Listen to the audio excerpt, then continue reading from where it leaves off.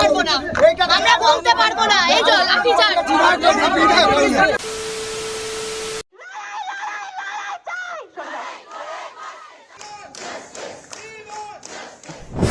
দিদি দিদি দেখো কত মানুষ আন্দোলন করছে। কারা এরা?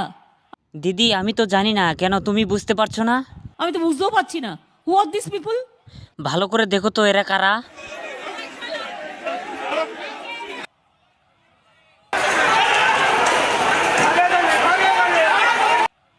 দেখলে দিদি কত মানুষ আন্দোলন করছে, কিছু বুঝতে পারছো কি এগুলো কারা?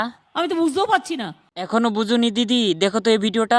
আমাদের মিছিল শুরু হওয়ার কথা, মানে একদম পুলিশ মোতায়েন করেছে। কি বলে? দিদি আরেকটা মেয়ে কি জানি বলছে, পুলিশ তাকে ধরে নিয়ে যাচ্ছে।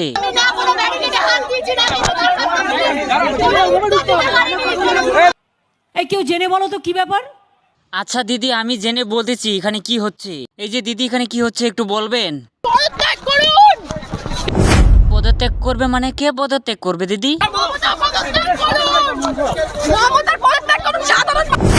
দিদিমা এরা তো আপনাকে পদত্যাগের কথা বলছে দিদিমা। দেখো বোঝো অবস্থা। দিদিমা সর্বনাশ, এরা তো আপনাকে পদত্যাগের কথা বলছে। এই দেখো এই খবরে তাই বলছে।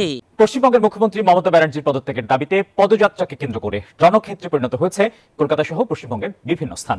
দিদিমা বাংলাদেশের শেখ হাসিনার মতো তোমারও অবস্থা হচ্ছে দেখা যাচ্ছে দিদিমা। চিকিৎসক ধর্ষণ, হত্যা এবং শিক্ষার্থীদের ওপর হামলার প্রতিবাদে এই হরতালের ডাক দেয় রাজ্য বিজেপি।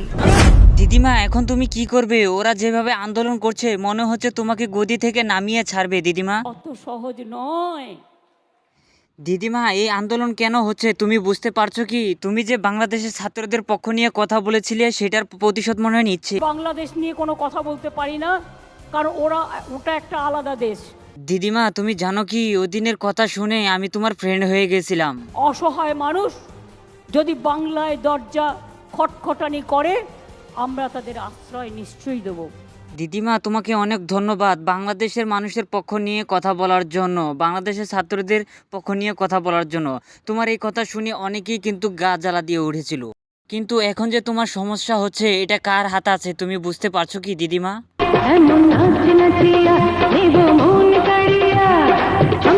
দিদিমা এখন বুঝতে পারছো এটা কার হাত ছিল? এদের ভালোবাসা দেখলে দিদিমা। তাদের তো আজকে নয়, সিপিএম এর আমল থেকে চলছে। তাই নাকি দিদি? এই ভিডিওটা দেখো তো দিদি।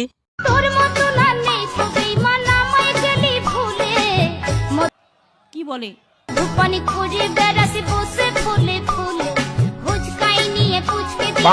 দিদি দেখলে এদের দুজনের কত ভালোবাসা। ভাই ওদের তো ওইটাই ইনসেনটিভ দিয়ে করানো হয়। দিদি ওরা কি চাকরি করছে নাকি দিদি? ও তো চাকরি নয়। দিদি এদের দুজনকে দেখে কি মনে হয় জানো? প্রাণী মিত্র। প্রাণী মিত্র? হ্যাঁ দিদি আমার তো তাই মনে হচ্ছে। এই তোমরা কি প্রাণী মিত্র? দিদিমা এবার তো বুঝতে পারছো বাংলাদেশে শেখ হাসিনা হারার কারণে এবার তোমার উপর প্রতিশোধ নিচ্ছে। অত সহজ নয়। কেন দিদি এত সহজ নয়? বাংলাদেশে একটা ঘটনা ঘটে গেছে, আমরা সেটাকে টেনে এনে যদি ক্ষমতা দখল করতে পারি। হ্যাঁ দিদি এগুলো মোদির ষড়যন্ত্র। মোদি কি বলছে একটু শুনো তো। देश के प्रधानमंत्री का गला घोंटने का, उनकी आवाज को रोकने का, उनकी आवाज को दबाने का দিদি দেখো দেখো মোদি যেন তোমাকে কি বলছে। परंपराओं में कोई स्थान नहीं हो सकता है। বুঝলে দিদি মোদি তার লোক দিয়ে তোমার বিরুদ্ধে আগুন লাগিয়ে দিচ্ছে দিদি। মোদি বাবু আপনার পার্টিকে দিয়ে আগুন লাগাচ্ছেন। দিদি এটা বলার আর কি বাকি আছে? আগুন তো অলরেডি লাগিয়ে দিয়েছে দিদি। মনে রাখবেন, বাংলায় যদি আগুন লাগান আসামও থেমে থাকবে না। দিদি বলো আরো বলো, মোদিকে একটু ভালো করে ধুলাই করে দাও তো দিদি। নর্থ ইস্টও থেমে থাকবে না, উত্তরপ্রদেশও থেমে থাকবে না, বিহারও থেমে থাকবে না, ঝাড়খণ্ডও থেমে থাকবে না, উড়িষ্যাও থেমে থাকবে না। ঠিক বলেছো দিদি, একদম উচিত জবাব দিয়েছো দিদি। আর দিল্লিও থেমে থাকবে না। আপনার চেয়ারটা আমরা টলমলো করে দেবো। দিদি এবার দেখো মোদি কি জানি বলছে। तुम्हारे पांव के नीचे कोई जमीन नहीं, तुम्हारे पांव के नीचे। কি বলে? তো মহা মুশকিল ভাই। দিদি দিদি দাঁড়াও, মোদি বাবুর একটু দম ছোট তো তাই একটু কথা বলতে দেরি হচ্ছে, একটু দম নিয়ে নিয়ে কথা বলে তো। तुम्हारे पांव के नीचे कोई जमीन नहीं, कमाल ये है। এই বসুন তো, বসুন, আপনারা সব জায়গায় গিয়ে এরকম করেন, বসুন। এই মোদি বাবু তাড়াতাড়ি বলো, দিদিমা কিন্তু রাগ হয়ে যাচ্ছে।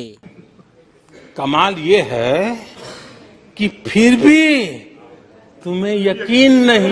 বসুন, প্রতি জায়গায় গিয়ে এরকম বদমাইশি করেন দু চারজন, বসুন। দিদিমা মোদি তো তোমার গদি নিয়ে টানাটানি করছে, এখন তুমি কি করবে দিদিমা? বসুন, এসব আমি জানি। তাই নাকি দিদি? এখন তুমি কি করবে? ওরা তো চালাকি করছে দিদি। আমি বিজেপির মিটিংয়েও লোক পাঠিয়ে দেবো এবার থেকে, সিপিএম এর মিটিংয়েও পাঠিয়ে দেবো, চালাকি বুঝিয়ে দেবো। তাহলে বুঝতে পারলে দিদি তোমার বিরুদ্ধে কি চলছে? উৎসব প্রচার চক্রান্ত করে। জানো দিদি এর কারণ কি? এর কারণ হচ্ছে শেখ হাসিনা।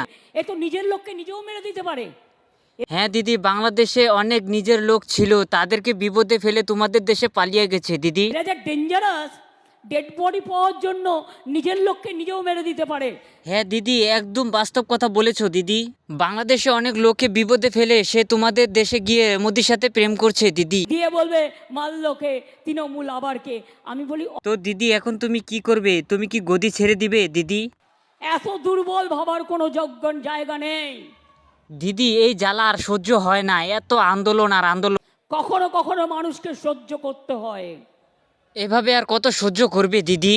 এখনো সহ্য করছি, এখনো ধৈর্য ধরছি, কিন্তু আচ্ছা দিদি, মানুষের তো একটা ধৈর্যের সীমা থাকে, এই ধৈর্যের সীমা অতিক্রম হলে তখন তুমি কি করবে দিদি? সহ্যের সীমা ছাড়িয়ে গেলে আমি যে কি করতে পারি তা আপনারা কেউ জানেন না।